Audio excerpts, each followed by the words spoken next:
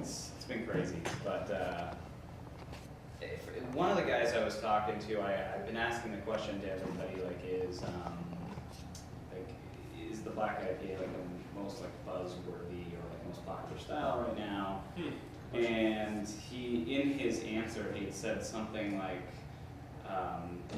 the new trend that a lot of the brewers are talking about is going to be session beer. Like that's going to be like the thing that is supposedly like what IPAs did, you know, a few years back. That's like going to be like the new thing that everybody's going to have a session beer. Yeah.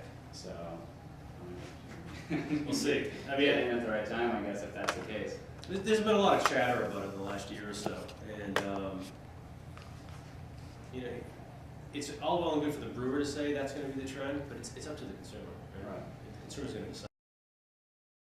So many publications, websites, etc. do you out here? We have BevNet, Beverage Spectrum, which is the magazine and a website, and then Brewbound.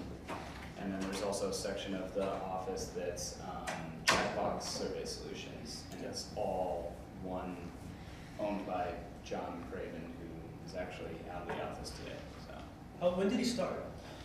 When did John start? 96, 94? Yeah, that's it. BevNet was the first, wasn't it? Am I wrong here? Did it go here? Come on, record. There we go. Okay, yeah.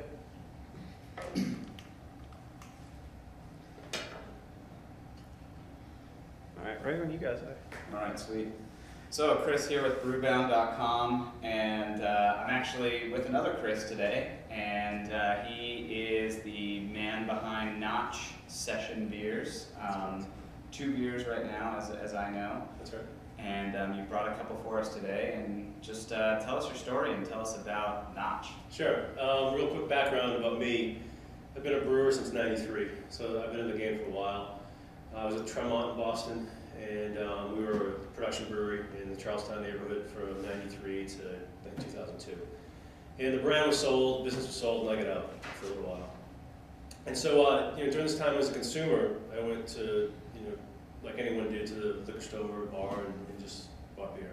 And so I started to see the trend, as everyone has seen, in new releases going to higher ABV. And I love all kinds of beer. I drink every kind of beer out there. But I'm a real fondness for session beer. Session beer being lower ABV, alcohol by volume, with good flavor, that you can drink multiple pints, or just have one and not get inebriated. So my love of session ale, in particular, kind of brought me back to the brewing industry again. So last year, I went back to a place I apprenticed as a brewer in 1993, Kennebunk Brewing Company in Maine, and convinced them to let me brew some beers so I could test market them in Boston. So I went to about 10 to 15 accounts in Boston to test out Notch and session beer, because it really hasn't been paid that much attention to, and there wasn't a lot of awareness about session beer. I wanted to see if this was a possibility for a brand that would be only session. And at the time, a lot of people said I was absolutely nuts. Swimming upstream, it's common now for beers to come out at 7, 8, 9%. That causes all the excitement. That's where the consumer's going. And yeah, I understand that, and there's a lot of fun, and there's a lot of excitement around the beer releases coming out. But I also knew that we ignored a certain category, that it wasn't good for options in terms of what was out there. Right? And craft beer's a bit about options. When I started brewing, back in the Stone Age, what all craft beers talked about was we're providing more options than just Bud and Miller Coors. We're providing flavorful options. And in that flavorful options, we should have, as many categories as possible to really provide, a full range of beers for times when, you maybe want a few or maybe only want one. So I did the test in Boston, and it went very well. I got a lot of good feedback on the beer. I got a lot of good feedback that session beer as an overall category within the craft beer community had viability. And so then I moved to say, all right, where can I do full-time production? So I'm not going to build a brewery around this. It's something I did in the past. I had tanks, I had a bottling line, and this time around I was going to do it differently. But I still want to control the recipes. I still want to control the brewing. So I had to find partners that would allow me into their breweries and to work either with their brewers or by myself to get the beers produced the brew that I want. So I had known the guys at Ipswich Brewing for a long time. Rob Martin, the owner, and I go way back. So I approached Rob this past fall and told them about my project. And so I started working on it with the guys at Ipswich about that time. Started brewing these beers in January, working on different recipes. And what you see in front of you is actually the first bottled product that was bottled yesterday for the first time. So this is like probably the freshest session ale you could find at the moment. Unless you go to the brewery and take it out of the tank. Yeah. This is pretty much going to be it. So it's exciting. It's after a year of testing what I call the session concept. And here we are with a real product and real beer being released to the Boston market. So it's been a lot of fun. That's exciting. So were there any particular session beers that influenced the beer that you're creating? That's a great question. The session beers that probably influenced me the most were beers not in the United States. They're the ones from my travels through Europe. And the Brits coined the term session. Beers you can drink multiple pints over a session, a period of time with low ABV. But that really wasn't my influence. My influence really was the Czech Republic, more than any other region, because when I went to the Czech Republic for the first time, they have a pub culture. And their pub culture is such that when you sit down to drink, it's expected you're going to have more than one. The beers just keep coming until you put a coaster over your glass, which indicates you've stopped. And the only way they've been able to do this, to actually consume the most per capita of any other country in the world, is because their beers tend to be low ABV. And I didn't know that at the time. I discovered that. And Pilsner Urquell, which is ubiquitous, not only in the United States, but if you go to Prague, it's everywhere. That's 4.4%, which is fairly low compared to the beers that we're used to in the craft beer scene. But the beer I discovered in the Czech Republic was what they call 10 Plato. And it's basically a 4% ABV beer in the Pilsner style, which is incredibly flavorful, incredibly complex. And if you want to drink 4 or 5 of them, you can over the course of a time at the pub with your friends and walk a straight line out the door. So that was really kind of the epiphany for me, that a beer could be that good at that low alcohol. And so when I came back to the United States and tried to find something that would replicate that, it was possible. In the last year, I would say, this being 2011, 2010, there have definitely been more craft beers who have focused on sessions. So it's starting to grow. So there's starting to be more options, more opportunities. So explain your 2 beers that you have now. You have the ale and you have the pills. Yeah, so I started out with, I think, the most challenging one, which was to create a session beer. In my mind, that was the American session beer. We don't have a history of session beer in the country, unless you want to say light beer, and that's not really session beer because it doesn't have flavor. So I had to take what I thought was the American session beer, and so it had to be hoppy, right? Because as craft beer consumers, we love hops. But it had to be in balance too, because it's session beer. And so one of the things I strive for in all my beers is that it's balanced from multiple plants. So this is a very hop-forward beer with 3 hop varieties from the Pacific Northwest, but with enough malt backbone to be balanced. It's dry, but not exceedingly dry or bitter. So that's the first thing to have, and our session ale is going to be my year-round flagship. That's this guy right here. Yeah, so if you want to take a look at it.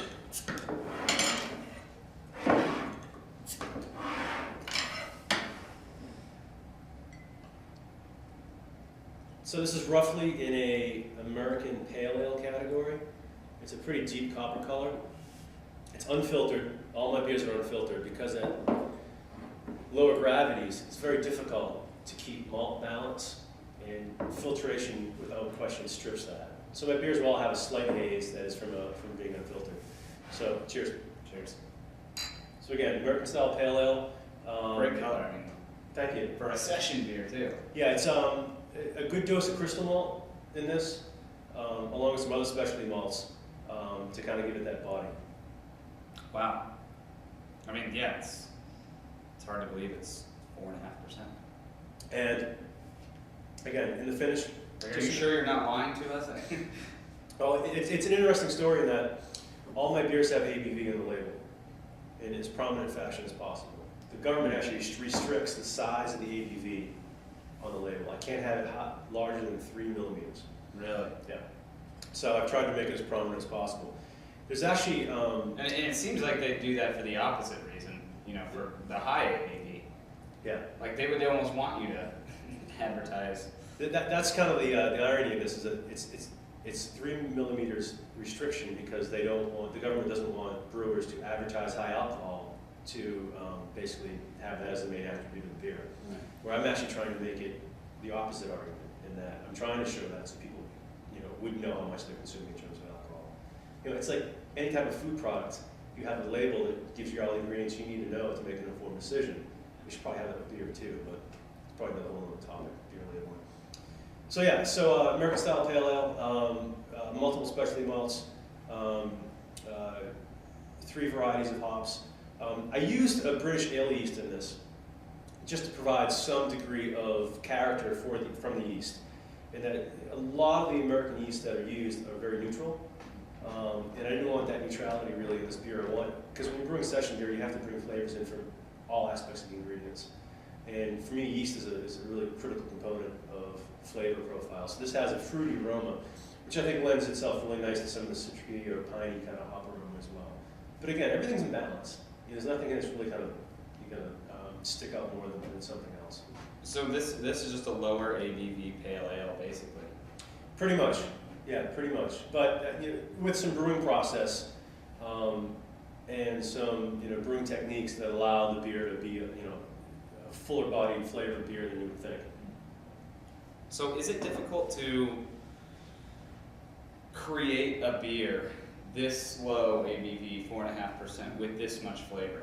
What sort of struggles do you have when you're actually brewing the product? Yeah, the question's asked me all the time.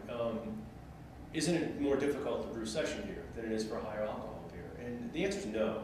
The challenges are different. To brew a high alcohol beer, you're making sure that the balance of all those flavors work together. And you're controlling the amount of alcohol that's being produced. And you want to make sure that all that marries together in a way that is really delicious.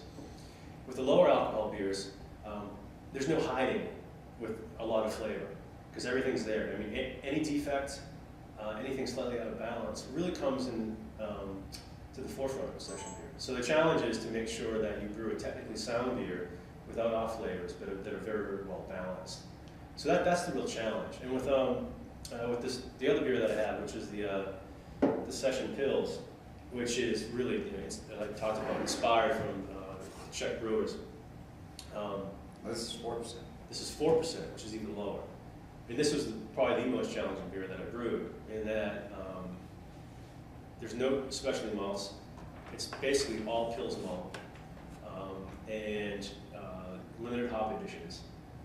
And so because the American Session has a little more malt body to it to kind of play off the hops with. With the Session Pils, it's a drier, crisper beer, so the balance is even more difficult. And it's lagered, so it's a true lager yeast, which has a long conditioning time. And so a lot of other elements going on there. And I would say that the lager yeast has a larger impact on the overall flavor profile than the British ale yeast in the session. Wow. So now the beer's being released next week? That's correct. And that's in bottles and draft? Bottles and draft, Boston and Eastern Massachusetts first.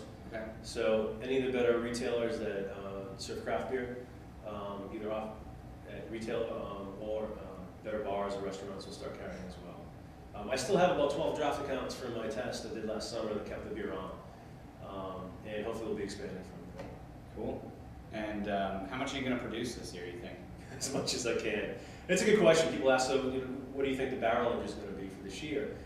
And it probably goes back to the conversation we had before we went into the interview, is that how quickly will the consumer pick up on session beer, and how quickly will they understand the benefits that session beer have. Right.